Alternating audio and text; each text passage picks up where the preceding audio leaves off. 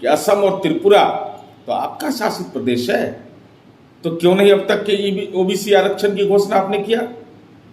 क्यों नहीं आखिर? और बिहार में अब मामला सर्वोच्च न्यायालय में, मैं उस पर कोई टिप्पणी नहीं करना चाहता, लेकिन राजनीतिक संदर्भ जहां तक खोजे जा रहे हैं तो हमारा सवाल भारतीय जनता पार्टी से सीधे तौर पर है कि यह सुप्रीम कोर्ट में कब दिशा निर्देश पहला आया है? 2010 में। उसके बाद 2007 में प्रभावी हुआ, जब आप सत्ता में यहां साथ थे। अगस्त सितंबर में पंचायती राज का चुनाव हुआ, क्यों नहीं जुबान खुला आपका? तो क्या गुजरात माननीय सर्वोच्च न्यायालय के दिशा निर्देश पालन करने के लिए बाध्य नहीं है?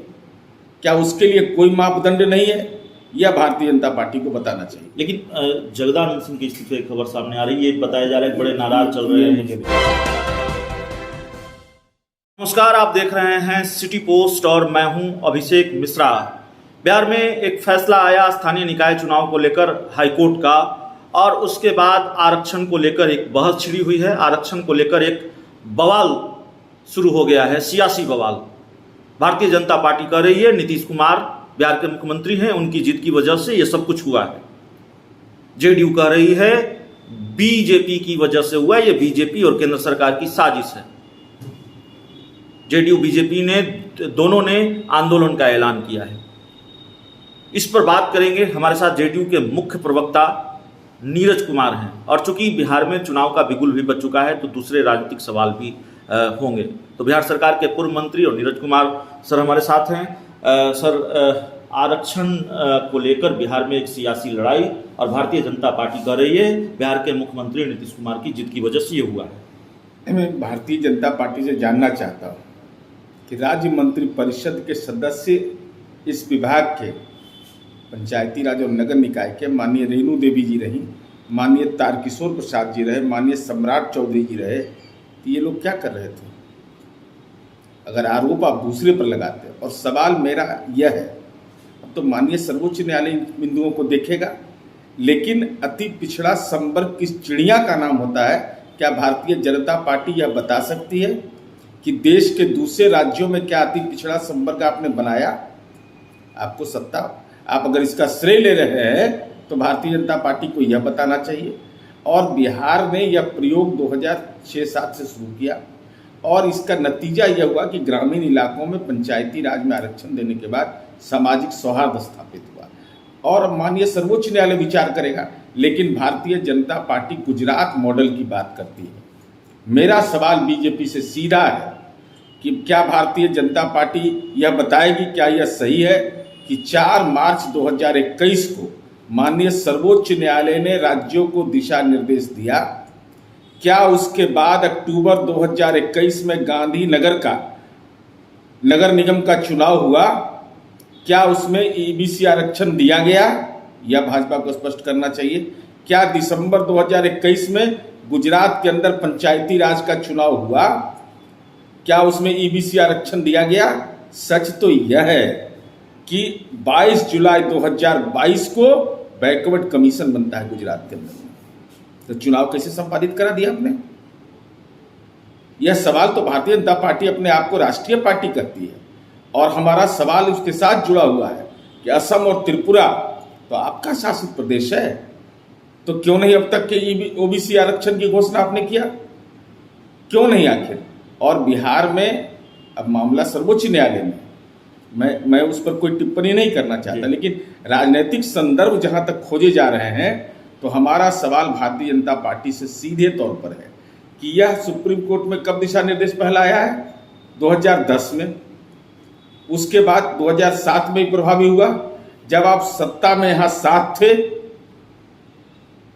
अगस्त सितंबर में पंचायती राज का चुनाव हुआ, क्यों नहीं जुबान खुला आपका? अगर 2007 से यह प्रभावी था, 2010 से यह सर्वोच्च न्यायालय का निर्देश था, बाद में 4 मार्च 2021 को यह आदेश आया है। और क्या गुजरात मॉडल की चर्चा करने वाले ये लोग बताएंगे कि गुजरात में बैकवर्ड कमीशन जुलाई 2022 में बनता है, पंचायत चुनाव दिसंबर 2021 में होता है, गुजरात गांधीनगर नगर निगम का चुनाव अक्टूबर 2021 में होता है, और फैसला 4 मार्च 2021 को? तो क्या गुजरात माननीय सर्वोच्च न्यायालय के दिशा निर्देश पालन करने के लिए बाध्य नहीं है? क्या उसके लिए कोई मापदंड नहीं है? यह भारतीय जनता पार्टी को बताना चाहिए। सर, लेकिन ये जो सियासी बवाल चल रहा है बिहार में आरक्षण को लेकर, उसी बीच चुनाव का बिगुल भी बज चुका है।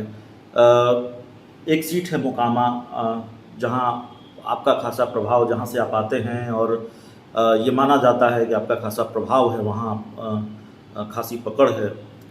क्या ये मसला आरक्षण का, ये जो मुद्दा है, ये जो बहस सामने आई है, ये जो बवाल, इसका असर बिहार के उपचुनाव पर पड़ेगा? देखिए, बिहार का चुनाव तो महागठबंधन का शीर्ष नेतृत्व तय करेगा जी, लेकिन स्वाभाविक है, राजनीतिक सवाल तो खड़े होंगे ही। लेकिन भारतीय जनता पार्टी किस मुंह से जाकर कहेगी? भाई, आप गुजरात मॉडल के विकास की चर्चा करते हैं और बिहार के लोग गुजरात में भी रहते हैं, असम में भी रहते हैं, त्रिपुरा में भी रहते हैं। ये सब बतवा तो आएगा ना जनता के बीच कि अलग अलग राज्यों में अलग अलग मापदंड क्यों, इसकी राजनीतिक आलोचना क्यों भारतीय जनता पार्टी करेगी? इसलिए यह सवाल स्वाभाविक है। राजनीति के संदर्भ होते हैं, हर एक राजनीतिक दल को अपना नजरिया पेश करने का अधिकार है, लेकिन आईना जरूर देख लेना चाहिए, इतिहास जरूर देख लेना चाहिए कि हमने क्या किया, हमको मौका मिला तो हम भी तो कर सकते थे। तो अलग अलग राज्य में अलग अलग, और इसीलिए हम लोग बार बार कहते रहे कि कास्ट सेंसस करवाइए। क्यों नहीं करवाती है भारतीय जनता पार्टी? अगर नीयत इसका ईमानदार रहता तो देश के अंदर में कास्ट सेंसस से क्यों भागते हैं? समाज के सारे तबकों के विकास के लिए वो आवश्यक है, लेकिन आप नहीं कराना चाहते हैं, इसलिए कि आप समाज के जो कमजोर तबके हैं उनके सशक्तिकरण के पक्षधर आप नहीं। एक आखिरी सवाल है सर, बिहार के मुख्यमंत्री नीतीश कुमार, ठीक है, प्रधानमंत्री पद का चेहरा नहीं है, प्रधानमंत्री पद के उम्मीदवार नहीं है, इसको आप लोगों ने खारिज किया है। विपक्षी एकजुटता का चेहरा जरूर है, ये आप लोगों ने कहा है, जेडीयू ने कहा है, लेकिन नीतीश कुमार जिस अभियान में जुटे हुए हैं, विपक्षी एकजुटता, विपक्षी गोलबंदी, क्या उस अभियान की धार पूर्ण पड़ती हुई इसलिए नज़र आ रही है कि बिहार में एक प्रकरण है सुधाकर सिंह और बिहार के मुख्यमंत्री नीतीश कुमार के बीच? सुधाकर सिंह ने इस्तीफा दिया, अपने कृषि विभाग पर भ्रष्टाचार के सवाल उठाए, और अब ये माना जा रहा है कि सुशील मोदी ने भी दावा किया है कि जगदानंद सिंह और नीतीश कुमार के बीच मोच की लड़ाई है। खबर यह भी आ रही है कि वो आरजेडी के प्रदेश अध्यक्ष पद से इस्तीफा दे सकते हैं। तो महागठबंधन के कुनबे में ही सब कुछ ठीक नहीं चल रहा है? नहीं, ऐसा कहीं कोई बात नहीं है। महागठबंधन का कुनबा जो है वह जनता को समर्पित कार्यक्रम के बुनियाद पर चल रहा है, और जैसे आपने पहले भी कहा कि माननीय मुख्यमंत्री जी और पार्टी ने बार बार स्पष्ट किया है कि हम प्रधानमंत्री के उम्मीदवार नहीं, और यह भी स्पष्ट किया है कि हम विपक्षी एकता को एकजुट करने की हर संभव कोशिश करेंगे। तो हमारा लक्ष्य वह है, इससे कोई अंतर नहीं पड़ता है। देश के अंदर में वातावरण जो है उसका तो लाभ मिलना ही है। लेकिन जगदानंद सिंह की इस्तीफे की खबर सामने आ रही है, ये बताया जा रहा है कि बड़े नाराज चल रहे हैं। मुझे नहीं जानकारी, इसकी कोई मुझे जानकारी नहीं। तो चलिए, इसकी कोई जानकारी नहीं है।